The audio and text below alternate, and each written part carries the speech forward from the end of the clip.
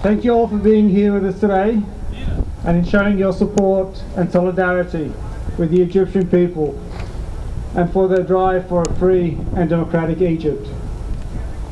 I'd like to start off by taking this opportunity to acknowledge the Tunisian people and the spark that they provided in igniting the spirit of revolution that provided the spark for Egypt and Tunis and the rest of the Middle East, pushing the Egyptian people against the corrupt government and the corrupt regime of Mubarak.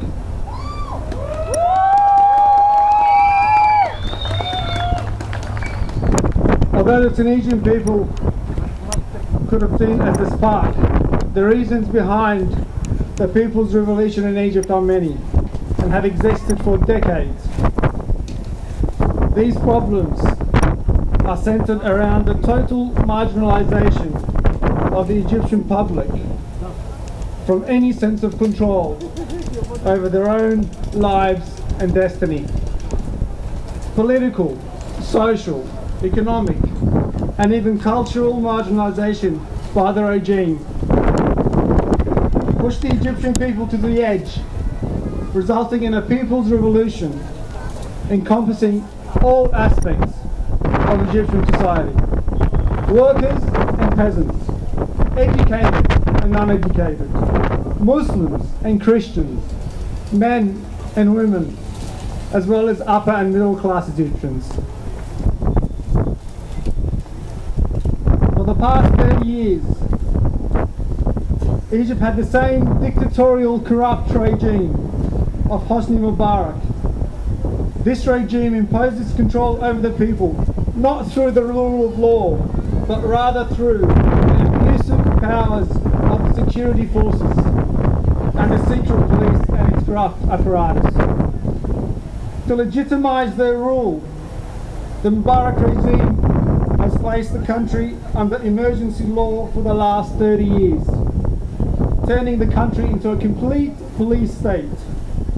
And I'm sure any of you who have visited Egypt recently have noticed the number of police soldiers around every corner. Through the emergency laws, your basic rights as an Egyptian citizen were taken away from you.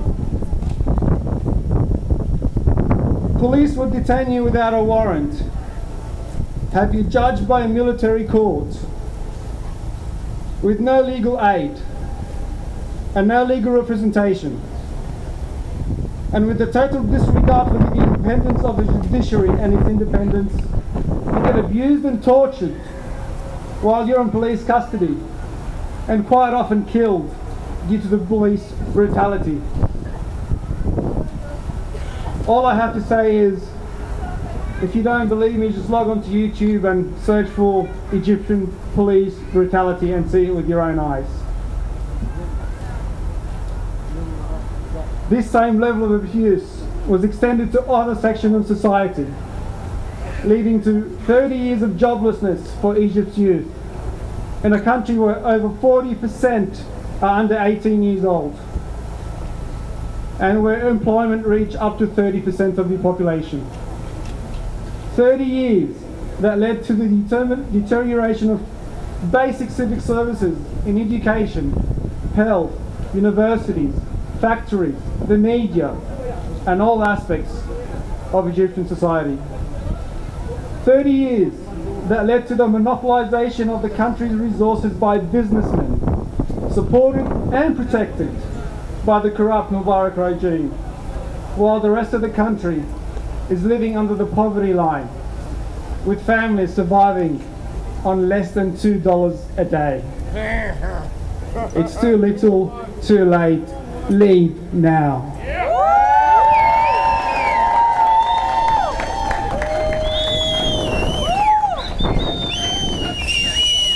In his last speech, which by the way wasn't directed to the Egyptian people, it was actually given to the ABC, the American Broadcasting Corporation. So I'm not really sure who he's trying to talk to here. Mubarak has stated that he would like to step down, but he fears two things. First, chaos would engulf Egypt. and second, the Muslim Brotherhood will control the country. And both assertions couldn't be further from the truth. These 2 points are mainly directed first to the people in Egypt and secondly to the people and governments outside of Egypt.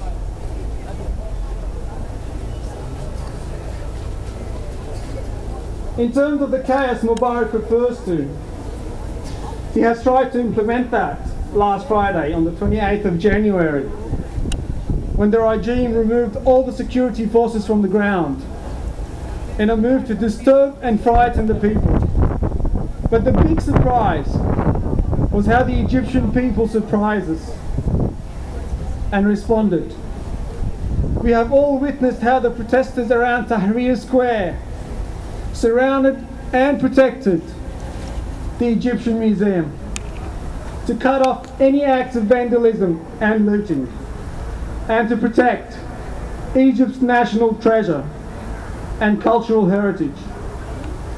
These actions stem from people that are civilized, intelligent, educated, and above all, determined to ensure the preservation of their national treasures and their national cohesion and the safety of all its citizens. We haven't seen or witnessed a single church or mosque harmed or burned, although there hasn't been a single policeman protecting these buildings or protecting any place of worship. We've also witnessed close to 2 million people gathered in Tahrir Square, protesting in a peaceful and often joyful and festive manner, without a single attack perpetrated on a man, woman or child. We saw how people all over Egypt set up neighborhood watch to watch over their communities, replacing the authoritarian police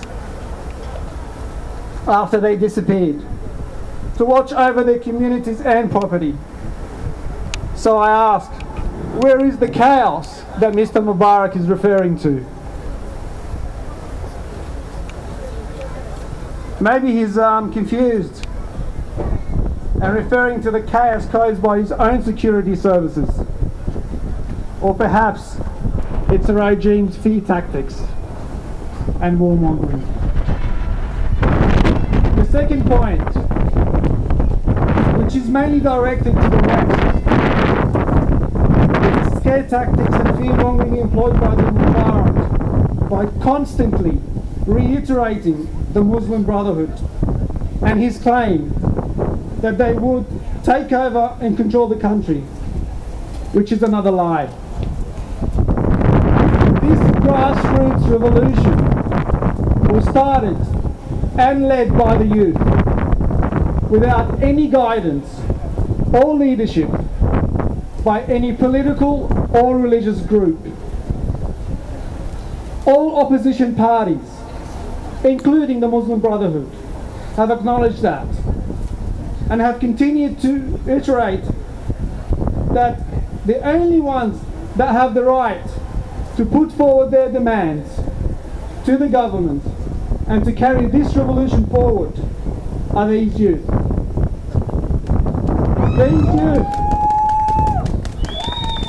These youth, or as they call them in Egypt, the internet youth, as they are labelled, have yearned for the freedoms that they've read about on the internet and are powered by Western values of justice, equality before the law, freedom of speech, freedom of expression, the right to self-determination, and above all, basic human rights and self-dignity.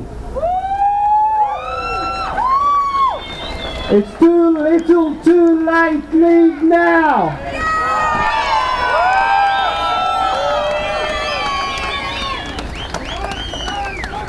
The West.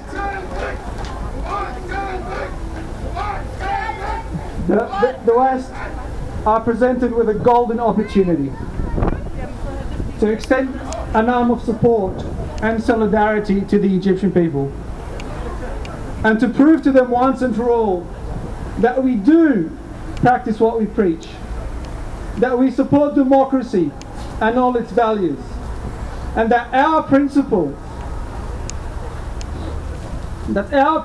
and interests, and by our I mean the West, can override our self-interest and national interests.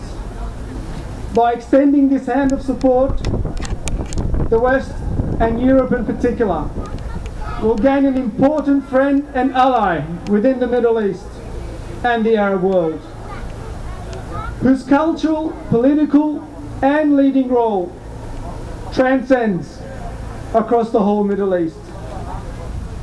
But if we put our national interests over the interests of the Egyptian people, and please don't interpret this as a threat, but rather as an insight to the Egyptian psyche, Europe and the West will be perceived as the extremists, preaching one thing while practicing another.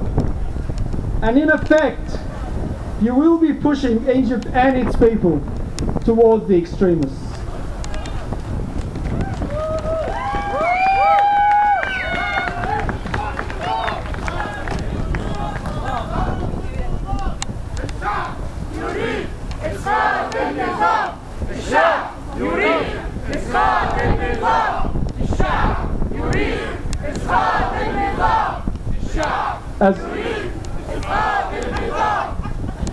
As we stand here, what we demand from Denmark, from Europe, from the US, from all democratic countries, is to put pressure on the Mubarak regime to respect Egyptians' freedom of expression, acknowledge the Egyptians' right to select their own representative leaders, suspend all grants and assistance to the Mubarak regime until the people's demands are met, end 30 years of emergency law, free all political prisoners. We are all here to show solidarity with the Egyptian people and to extend a voice to their demand by repeating their call and saying, "It's too little, too late, leave now! It's too little, too late, leave now!" Too little, too late, leave now! Thank you all. Thanks for you being here.